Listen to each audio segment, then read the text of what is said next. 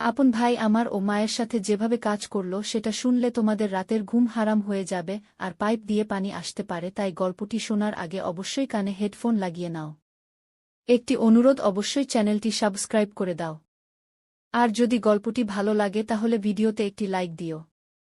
সকালের আলো জানালার ফাঁক দিয়ে ঘরে ঢুকছিল, আমার চোখে সেই আলো পড়তেই ঘুমটা ভেঙে গেল। পাশে তাকিয়ে দেখলাম ভাই গভীর ঘুমে, মা ওর কাঁধে মাথা রেখে শুয়ে আছে। আমার বুকের ভেতরটা একটু কাঁপল, ওকে দেখে এত শান্ত লাগছিল যেন কিছুতেই বুঝতে পারছিলাম না ঠিক কি করছি। তারপরও মন চাইল আরেকটু কাছে যাই। আমি ধীরে ধীরে উঠে বসলাম, শরীরে পাতলা একটা চাদর জড়ানো, ওর দিকে তাকিয়ে থাকলাম। ও হঠাৎ ঘুমের মধ্যেই হাত বাড়িয়ে দিল। আমি কিছু না ভেবে হাতটা ধরেই ফেললাম আমার আঙুলের উপর। ওর আঙুলের ছোঁয়া লাগতেই শরীরটা যেন শিহরিত হয়ে উঠল। মা তখনও ঘুমোচ্ছিল আমার, আর ওর চোখে চোখ পড়তেই একটা অদ্ভুত হাসি ফুটে উঠল ওর ঠোঁটে। আমি আস্তে করে বললাম, আয় একটু বাইরে যাই। ও মাথা নেড়ে উঠল। মা এখনও ঘুমিয়ে, মা যেন জানেই না আমাদের মধ্যে এই মুহূর্তে কি চলছে। আমি ওর হাত ধরে বারান্দায় নিয়ে এলাম। সকালের হাওয়া বইছিল, ওর গায়ের গন্ধ আমার শরীর জুড়ে ছড়িয়ে পড়ছিল। ওর গলায় মুখ রেখে আমি বললাম, আজ তোকে কোথাও যেতে হবে না, না কাজ না স্কুল, শুধু আমি, তুই আর মা। ও মুচকি হেসে বলল, তাহলে একটু গোসল করলে হয় না একসাথে? আমি প্রথমে চমকে উঠলাম, তারপর আবার মনে পড়ল আগের রাতের কথা। আমি মাথা নেড়ে বললাম, মা কি উঠেছে? ও বলল, দেখি ডাকি। ও ঘরে ফিরে গিয়ে মাকে জাগালো। মা একটু ঘুম ঘুম চোখে তাকিয়ে বলল, কি হলো? ভাইয়া আস্তে করে বলল, চলো আমরা তিনজন একসাথে গোসল করি একবার। মা প্রথমে একটু লজ্জা পেল, মুখটা অন্যদিকে ফিরিয়ে বলল, এসব আবার কি কথা?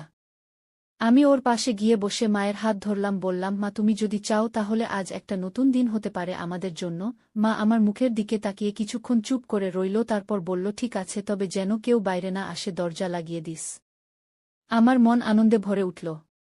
আমরা তিনজন একসাথে বাথরুমে ঢুকলাম। আমি আগে পানি ছেড়ে দিলাম, কুয়াশার মতো জলীয় বাষ্প ভরে উঠল ভেতরটা। মা হালকা রঙের শাড়ি পরেছিল আর আমি পাতলা কামিজ। ভাইয়ার গায়ে তখন শুধু হাফ প্যান্ট। আমি জল ছেটাতে লাগলাম ওর গায়ে। ও হেসে উঠল। মা ওর কাঁধে পানি ঢালল। জলের শব্দে চারপাশ একেবারে অন্যরকম হয়ে উঠছিল। আমি ধীরে ধীরে মায়ের পাশে গিয়ে দাঁড়ালাম। মা বলল, একটু সাবান দে তো। আমি মায়ের পিঠে সাবান লাগাতে লাগলাম। মা চোখ বন্ধ করে বলল, কেমন লাগছে জানিস, এতদিন পর কেউ পিঠে হাত রাখল। ভাই পাশে দাঁড়িয়ে হাসছিল। ও বলল, এবার আমার পালা। ও আমার কাছে এসে সাবানের ফেনা লাগাতে লাগল আমার গলার কাছ থেকে পিঠে। ওর হাতের ছোঁয়ায় আমি কেঁপে উঠছিলাম। মা আমাদের দিকে তাকিয়ে বলল, তোরা তো সত্যি বদলে গেছিস। আমি মায়ের দিকে তাকিয়ে বললাম, ভালোবাসা মানুষকে বদলে দেয় মা। ও হঠাৎ মায়ের কাঁধে পানি ঢেলে দিল। মা হেসে বলল, ছেলেটা একদম ছোট বাচ্চার মতো। তিনজনের হাসির শব্দে বাথরুমের বাতাস যেন আরও উষ্ণ হয়ে উঠছিল। আমি হঠাৎ মায়ের হাত ধরে বললাম, মা আজ শুধু আমাদের তিনজনের দিন হবে। মা বলল, হ্যাঁ, কিন্তু সাবধানে, যেন কেউ বাইরে থেকে না শোনে। ও বলল, দরজা আমি ভালো করে আটকে দিয়েছি। আমরা আবার ঝরনার নিচে দাঁড়ালাম তিনজন একসাথে, আমি মাঝখানে, মা একপাশে ও আরেক পাশে। ওর গা থেকে জল ঝরছিল, আমি হাত দিয়ে চুল ঠিক করে দিলাম। মা মুচকি হেসে বলল, একসাথে থাকলে দিনগুলো কেমন সুন্দর লাগে না? আমি মায়ের গলা জড়িয়ে ধরলাম। মা আমার কপালে চুমু দিল।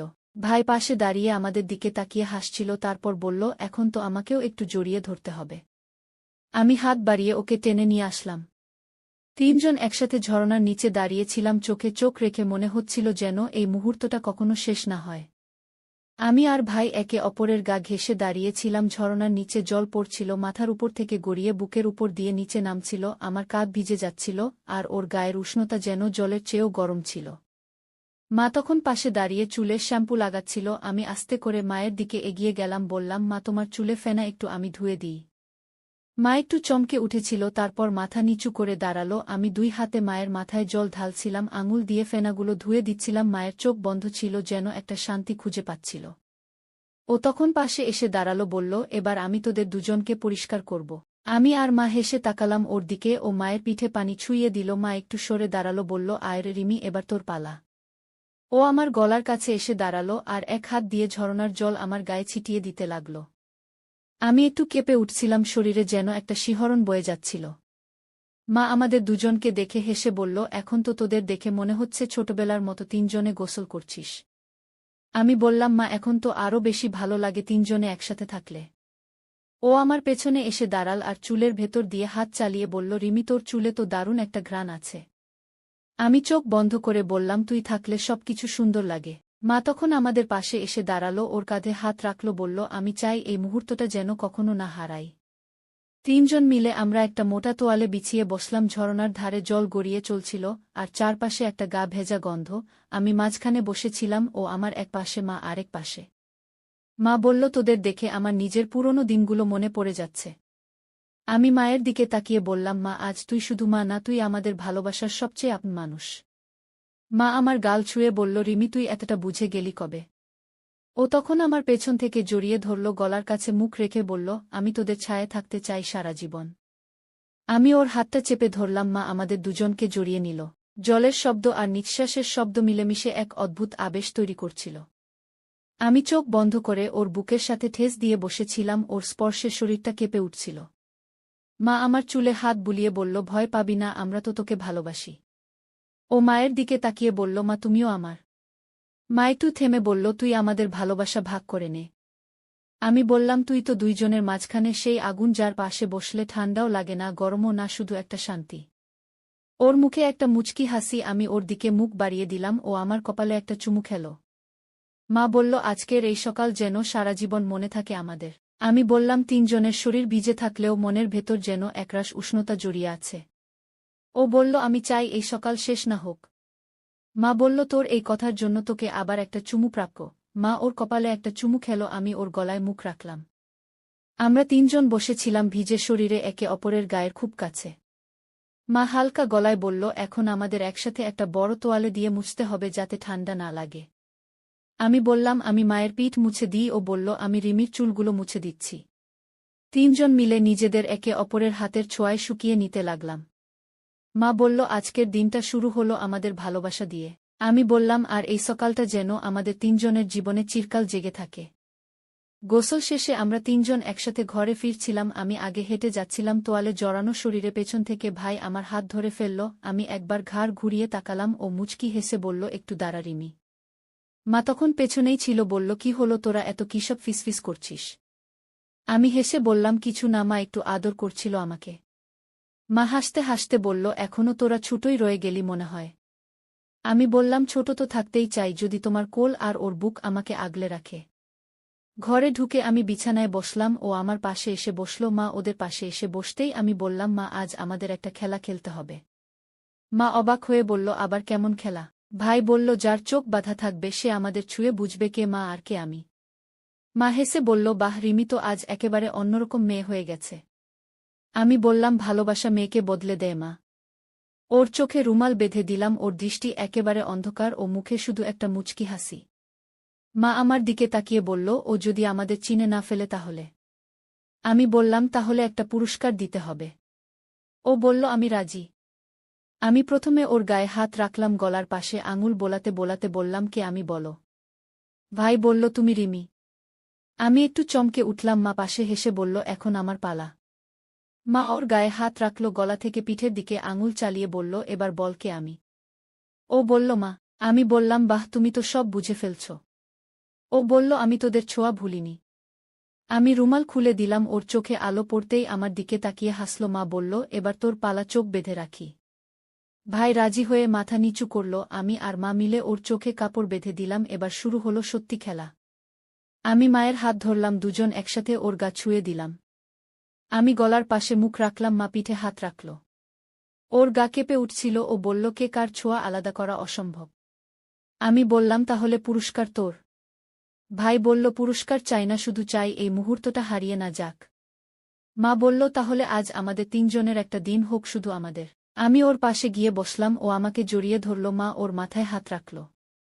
আমরা বিছানায় বসে একটা মোটা চাদর জড়ালাম তিনজন একসাথে। আমার মাথা ওর কাঁধে, মা ওর পিঠে হাত রাখছিল।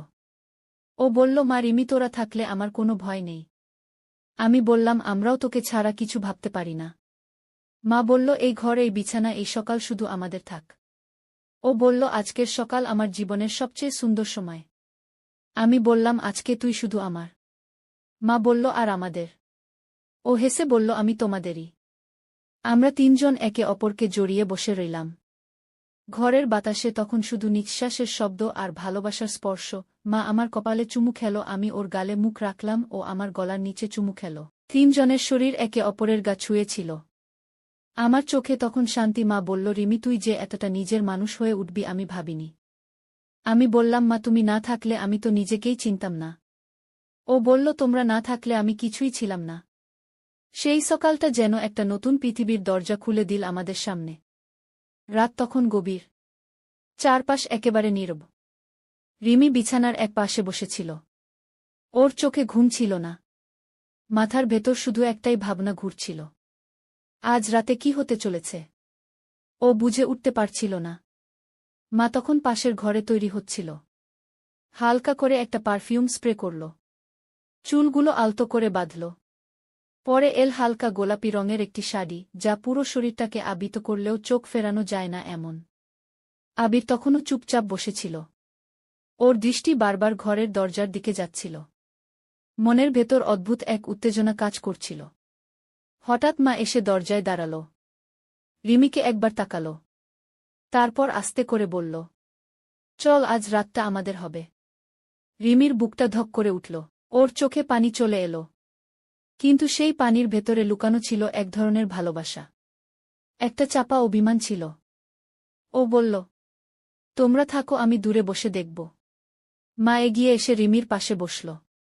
ওর গাল ছুঁয়ে বলল, তুই আমার বুকের ভেতর সবচেয়ে নরম জায়গায় থাকিস। তুই না থাকলে এই রাতটাই অসম্পূর্ণ লাগত। তোরও তো ভালো লাগে আবিরের ছোঁয়া, তুই চুপ করে থেকে নিজেকে কষ্ট দিস না। রিমির চোখ বড় হয়ে উঠল। ও বলল, তুমি কি জানো আমি আর আবির? মা হেসে বলল, সব জানি মা। তাই তো আজকের রাত তোমাদের দুজনের জন্য সাজানো।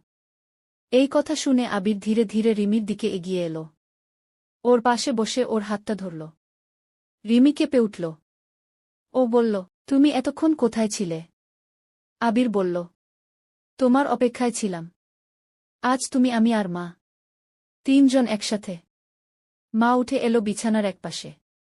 ওদের দুজনকে জড়িয়ে ধরল। তারপর বলল, এমন একটা মুহূর্তের জন্যই তো আমরা কদিন ধরে প্রস্তুত হচ্ছিলাম। হাওয়া ধীরে ধীরে জানালার পর্দা নাড়িয়ে দিচ্ছিল। ঘরের আলো হালকা হয়ে আসছিল। শুধু আবির, রিমি আর মায়ের নিঃশ্বাসগুলো যেন এক হয়ে যাচ্ছিল। আবির রিমির মুখের দিকে তাকাল। তারপর আস্তে করে বলল, তোমার ঠোঁটে এক ফোঁটা কাঁপা আছে। আমাকে একটু ছুঁতে দাও। রিমি চোখ বন্ধ করে মাথা হেলিয়ে দিল। আবির এগিয়ে এসে ওর ঠোঁটে ঠোঁট রাখল। সেই চুমুতে ছিল অপেক্ষার হাজারো ছোঁয়া। মা তখন ওদের দুইজনের মাথায় হাত রেখে জড়িয়ে ধরল। তিনজন যেন এক সুরে এক আবেগে মিশে